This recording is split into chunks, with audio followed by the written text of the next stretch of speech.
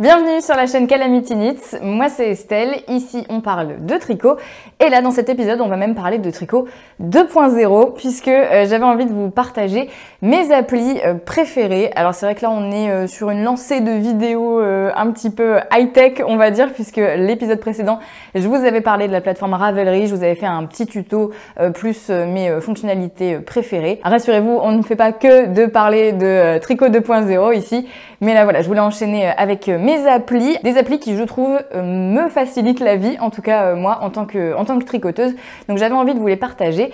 Je ne vais parler que des applis que j'utilise, que je connais ou alors que j'ai au moins testé, donc je ne vais pas faire un recensement en fait des applis qui existent. Peut-être que votre préféré ne sera pas dans cette vidéo, mais voilà, je voulais plus que vous présenter des applis, vraiment vous donner un avis dessus, un retour en fait. Et ces avis ne seront d'ailleurs pas forcément tout le temps positifs, puisque il y a des applis que j'ai testées exprès depuis plusieurs semaines. Il y a des applis que j'ai achetées même pour pouvoir, parce que c'est d'autant plus quand elles sont payantes. Voilà, j'ai pas envie de vous en parler si c'est pas dingue. Et il y en a que je regrette d'avoir acheté, donc on va en parler aussi. Donc restez parce qu'on va dire du mal. Mais donc voilà, les applis de tricot, c'est parti. Tu tricotes quoi? Tu tricotes quoi? Tu tricotes c'est quoi? Tu tricotes quoi? Tu tricotes quoi? Alors le mieux c'est que je vous partage mon écran, comme ça on va pouvoir en parler ensemble, je vais pouvoir vous emmener dans l'appli et vous expliquer un petit peu tout ça. On va commencer par deux applis qui vont être un petit peu vos carnets de bord, on va dire. Voilà, si vous avez l'habitude de prendre des notes, soit sur un patron, soit sur un carnet à côté, de compter vos rangs comme ça, vos diminutions, vos augmentations, de prendre des notes sur un papier et un crayon. En fait, ça c'est un petit peu l'équivalent, avec des bonus bien sûr. Le carnet créatif 2.0. On va dire. Donc j'en ai deux que j'utilise, enfin une que j'utilise depuis plusieurs années maintenant et une autre que j'ai utilisée ces dernières semaines pour pouvoir vous en parler justement.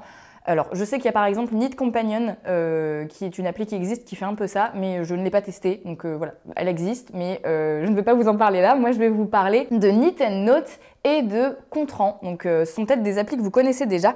On va commencer par l'appli Knit & Note. Alors, hop, je vous partage tout ça ici. Et on voit tout de suite que c'est une appli qui est en anglais et malheureusement, il n'y a pas de langage français. Voilà, c'est une appli qui est norvégienne à la base, donc il y a une version en anglais, mais pas de version française. Donc déjà, ça peut être un point négatif pour vous.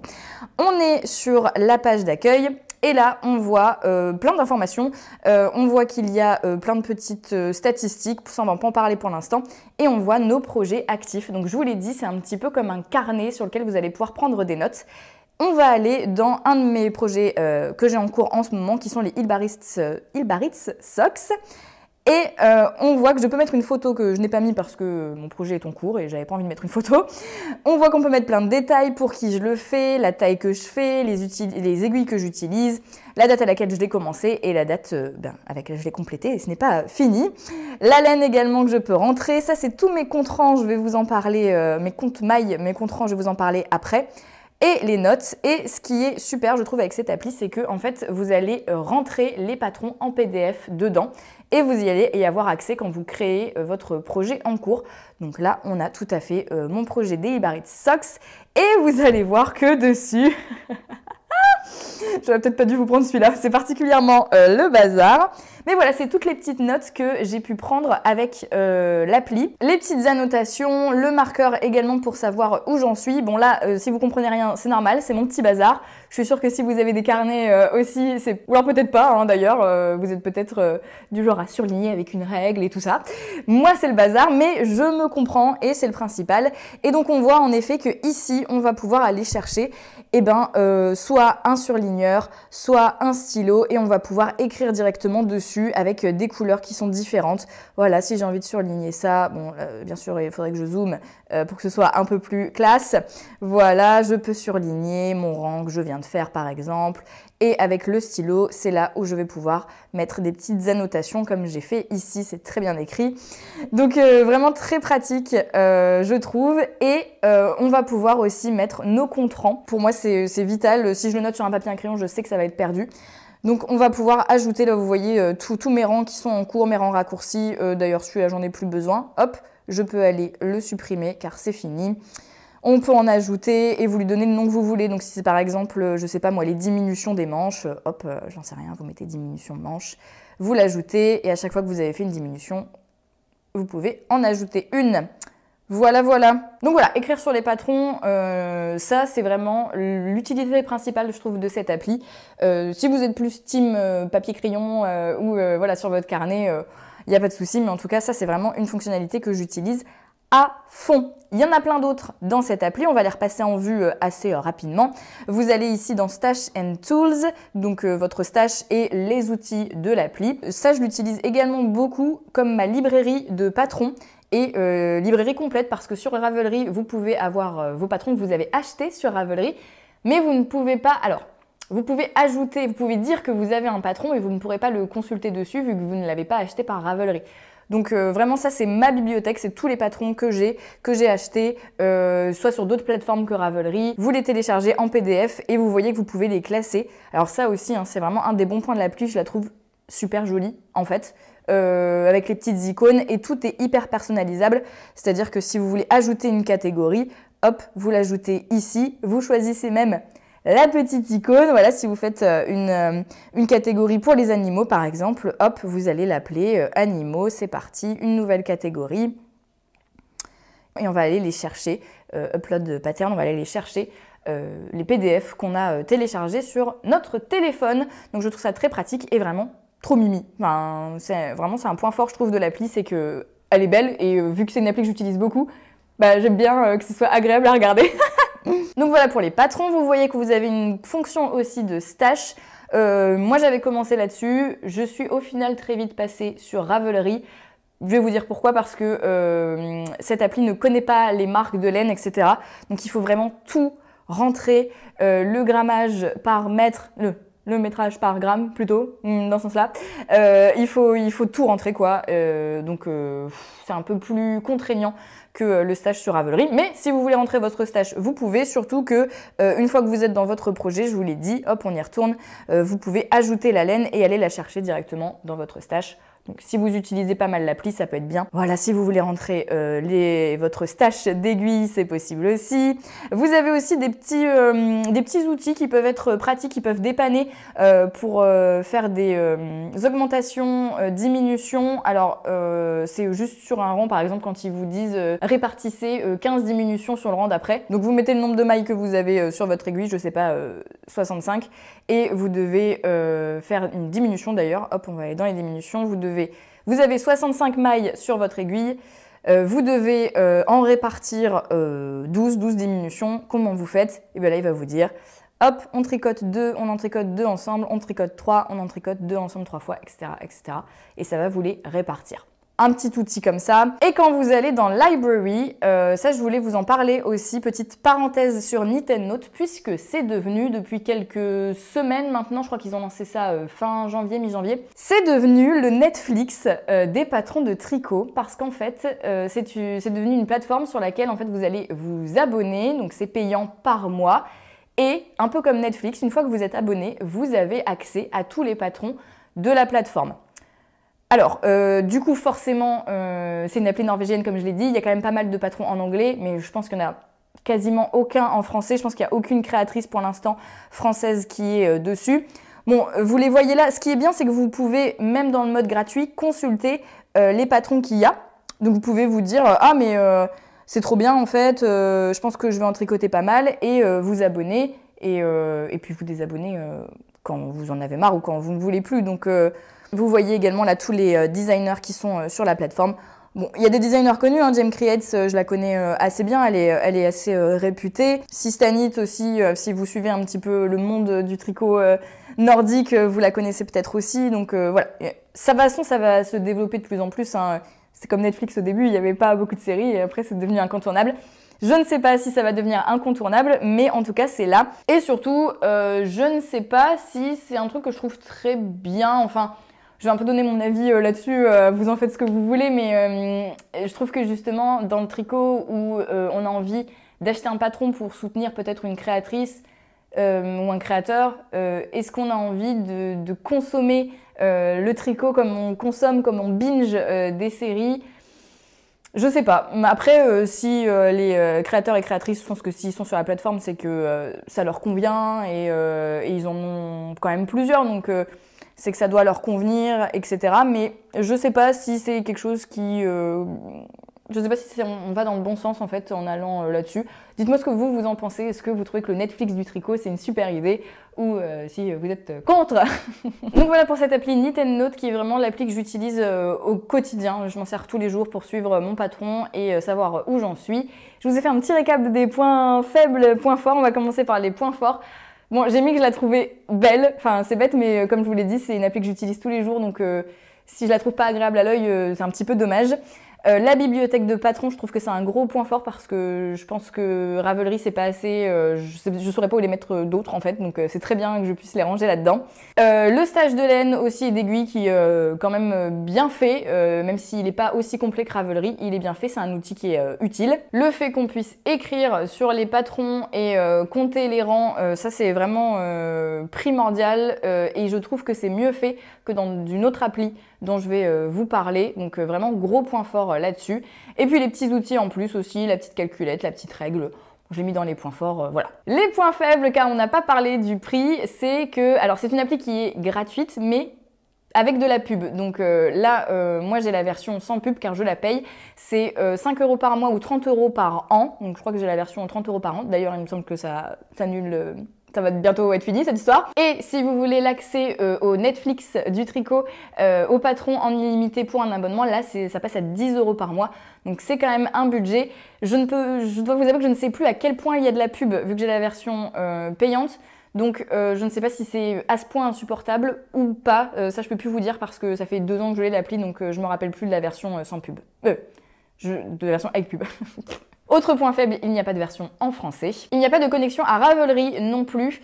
Ça, c'est quelque chose qu'il y a dans d'autres applis, donc c'est un point faible quand même de celle-là, Knit Note. Et enfin, il y a quand même moins de petits outils sympas que Contran. Transition, tout de suite, on parle de l'appli Contran. Donc c'est pareil, je vous partage mon écran. Voici l'appli Contran et là, on constate tout de suite qu'il y a une version en français. Donc peut-être que ça vous conviendra plus.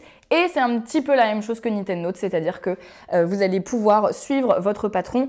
Donc on va dans mes projets, et là on a les projets en cours, on peut en ajouter un, et quand on va dessus, on en tombe directement sur le patron, donc le patron que je suis en train de faire, un très joli pull. Et là on voit qu'en effet on peut également écrire dessus, surligner, sachant que je trouve que c'est un petit peu moins bien fait que sur Knit Note, car quand vous voulez surligner quelque chose, par exemple disons que j'en suis au rang 2, je vais surligner le rang 2 pour dire que ça c'est bon, c'est fini. Je vais aller dans mon petit surligneur, multiligne, et là je vais aller devoir chercher là où j'en suis, faire plus ou moins un zoom et me dire ok je veux surligner ce rang là. De là, voilà, vous voyez je galère déjà. Ah là, ok, ça n'a pas marché.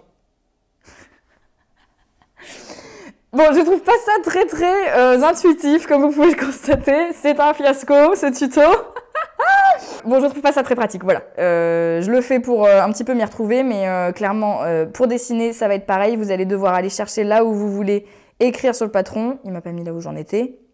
Ah non, c'est parce qu'il me met pas mes surlignages. Bon, ok, disons que je veux écrire là. Voilà, la taille, ok, je veux écrire 12. Oula, c'est un peu trop gros. Je vais effacer. Je veux écrire 12. Ok, voilà. Quand je vous ai dit que je l'ai testé, si, je l'ai testé dans les grandes lignes et vous voyez, j'ai quand même réussi à surligner des trucs, donc c'est juste que je trouve ça vraiment moins intuitif. Par contre, Contran très pratique pour ajouter des Contran et ça c'est pareil, hein, quand vous êtes sur une manche avec des diminutions, si vous voulez pas soit vous embêter avec des marqueurs, soit un papier, un crayon qui traîne ou que vous n'avez pas de carnet spécifiquement, moi je préfère l'avoir sur une appli. Je sais que mon téléphone, je l'ai toujours sur moi, ce qui n'est pas forcément le cas d'un petit carnet par exemple. Donc là voilà, hop, vous ajoutez un Contran, c'est la même chose, diminution des manches on va mettre, voilà. Et quand on est sur le truc, on peut ajouter ces petits rangs une fois qu'ils sont finis. Donc voilà pour la partie mes projets et les outils dont je vous parlais, où il y en a vraiment beaucoup et des très chouettes, je trouve. Par exemple le calculateur d'échantillons. Alors vous allez me dire, c'est bon, tu peux quand même faire un produit en croix. Oui certes, mais le fait qu'il y ait une petite appli, un petit truc qui remplit pour moi, bah, je trouve ça plutôt cool. Donc les calculateurs d'échantillons, c'est-à-dire que si vous n'avez pas le même échantillon que le modèle, par exemple, le modèle, vous dit que c'est 22 mailles pour 30 rangs. Et vous, eh bien, vous avez 20 mailles. Voilà, 20 mailles pour 30 rangs. Le patron vous dit de monter 120 mailles. Mais vous, combien vous allez devoir en monter pour atteindre l'échantillon? Eh bien, il vous le dit, hop, 109 mailles. Voilà, il vous fait le produit en croix tout seul. Et voilà, c'est peut-être un gadget pour certains. Moi, je trouve ça quand même plutôt cool. On retrouve également le même répartir des diminutions comme on avait sur Nintendo Note. Voilà, ça vous évite des petits calculs. Ça facilite la vie en fait. C'est vrai que ça révolutionne pas le tricot, hein, mais un convertisseur de taille d'aiguille, bon, pourquoi pas. Hein. Convertisseur également d'unité, si vous avez un patron voilà, en inches, ben, pourquoi pas, ça peut aider. Bon, ça c'est des trucs qu'on trouve facilement sur Google, mais c'est dessus. Alors écoutez, pourquoi pas, j'ai envie de dire. Voilà pour Contran, donc vous l'avez vu, c'est un petit peu la même approche que Nintendo Note. Vous avez peut-être eu l'impression que je survendais plus Nintendo Note parce que je l'utilise depuis plus longtemps. Et ça me convient mieux dans le sens où moi je gribouille vraiment sur la fiche du patron. Vous avez vu que c'est un petit peu plus compliqué à le faire sur Contran. Par contre, Contran, voilà, si vous voulez compter vos diminutions, ça marche très très bien. Donc Nintendo Note, Contran, là ça va être plus selon vos préférences. D'ailleurs, je vous ai refait le petit point fort, point faible. Alors, point fort de Contran, c'est les outils hein, que vous avez vu, il y en a un petit peu plus que sur Nintendo Note et ils sont très sympas. Le calculateur d'échantillons, bah, ça j'adore, voilà. C'est mon préféré. Je vous ai pas montré parce que j'ai oublié, mais on peut aussi connecter son Ravelry. Donc si votre Ravelry est bien fourni avec votre stash, vos patrons, etc., ça peut être très très pratique pour aller chercher directement le patron qui est dans votre librairie, bibliothèque Ravelry. L'appli est en français, donc point fort si vous préférez. Et elle est beaucoup moins chère que Nintendo Note. Elle est à seulement 2 € par mois, sachant que vous pouvez aussi l'avoir gratuitement. Hein. L'abonnement, c'est juste pour enlever les pubs. Alors, au début, vu que moi j'ai Nintendo Note, je ne comptais pas acheter celle-là.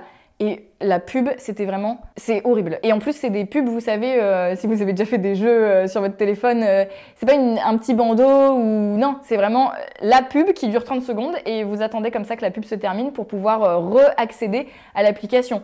Donc vraiment, en plus, je voulais vous partager mon écran, je ne pouvais pas vous partager ça et vous partager toutes les pubs.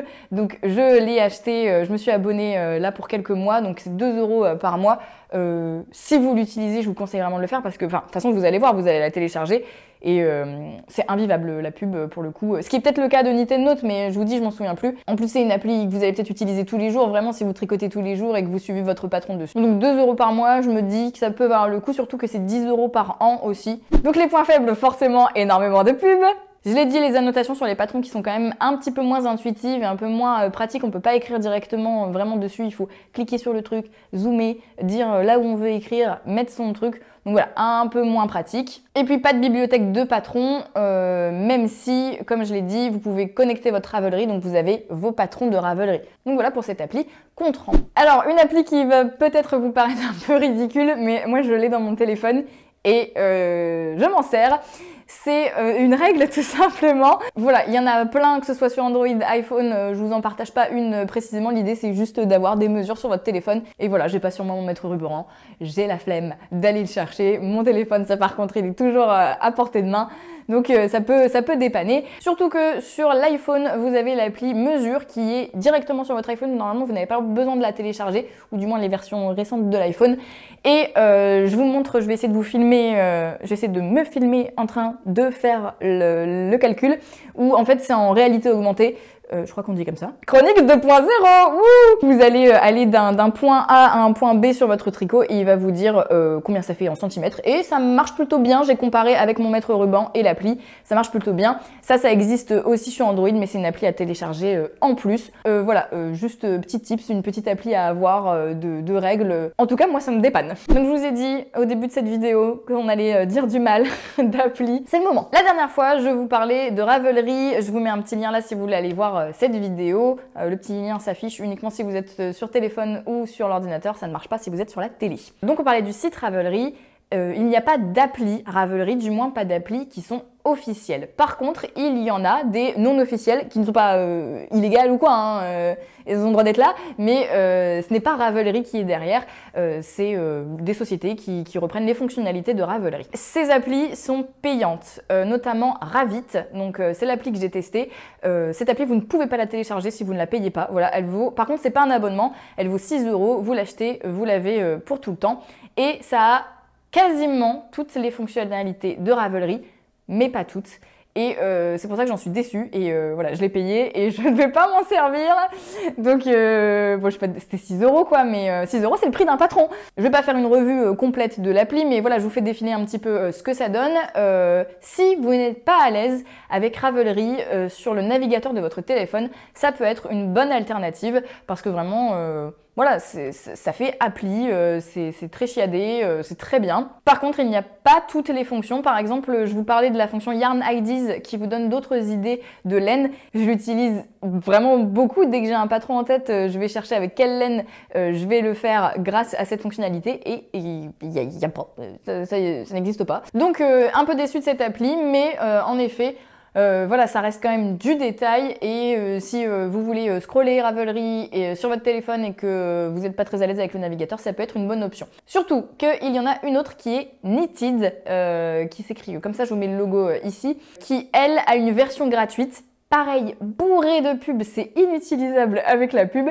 Mais bon, au moins, vous pouvez avoir un petit peu une idée de ce que ça donne et savoir si vous voulez l'acheter ou non. Moi, je ne vous conseille pas. Mais vous faites ce que vous voulez. Donc voilà pour quelques applis, celles du moins que j'utilise, que j'ai testées et mon avis dessus, si ça vous intéresse. Bien sûr, je n'ai pas parlé de toutes les applis, peut-être que votre appli préférée n'est pas dessus.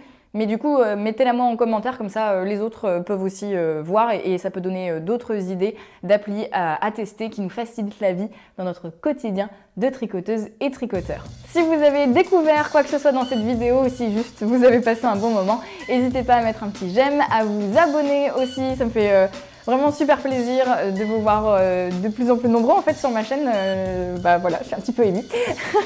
Non mais voilà, ça me fait vraiment très plaisir à chaque fois tous vos commentaires, même un petit like, vraiment ça refait ma journée. Donc merci beaucoup à vous. N'hésitez pas à vous abonner pour être informé des prochaines vidéos avec un autre thème qui n'aura rien à voir avec les applis. Voilà, il y a plein de choses qu'on peut aborder sur le tricot. Donc je vous dis à très bientôt.